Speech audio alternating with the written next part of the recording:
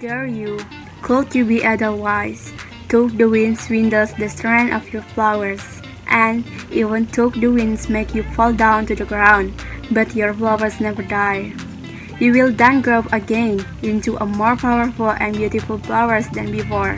For I know, verily you are more powerful than you think. That your heart is as white as the untarred green field of a ground. By Edelweiss, who I am not always a new seed in every story of human life. That's the beautiful part of the book that I will review. The title is Only You. Before starting book review, let me introduce myself. My name is Mayrisma Antari, a 17 years old student in Dharma Praja Senior High School. Currently, I am still grade 11 MIFA 1 and I will forward to class 12 later. The book that I will review, written by a great female writer, the name is Mustika Amalia. She is an English literary graduate at the State University of Semarang, complete his S2 education. Well, I will start this book review this time.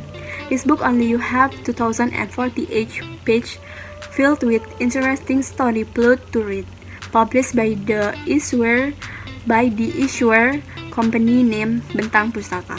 This book tells a teenager girl named Lexa. Lexa, the young lady of the boutique owner Georgios, because of his cluttered family background, his parents was divorced, making Lexa grow into an independent but selfish, stubborn and ambitious woman. Not only in a career, but also he wants something. So that, while in a gallery, she saw a beautiful painting. The title is Ruang Rindu. Lexa strongly wants this painting. To him, this painting is to describe the silence of the heart that is like him. However, the painter and the owner of this painting, Aditya, do not want to sell it. For her, the painting means a lot because she reminds her of Lisa's lover, Renata. On the other hand, there is a young businessman, a hotelier, who loves Lexa half dead, Galang. Because of his efficiency, almost no woman has ever rejected it, but Lexa turned out differently. She did not like Galang at all. Precisely the longer Lexa motives that initially pursued to painting Ruang Rindu turned the direction to be chasing after Raditya. Lexa felt there was something in Aditya that made him fall in hurt. But Lexa half-life pursued. Wholeheartedly, Aditya refused. Even though Lexa had been looking for different ways of getting his heart, including embracing his family, Aditya still rejected her in a rogue way to hurt her. This is because Aditya is still not able to open his heart from Renata's departure.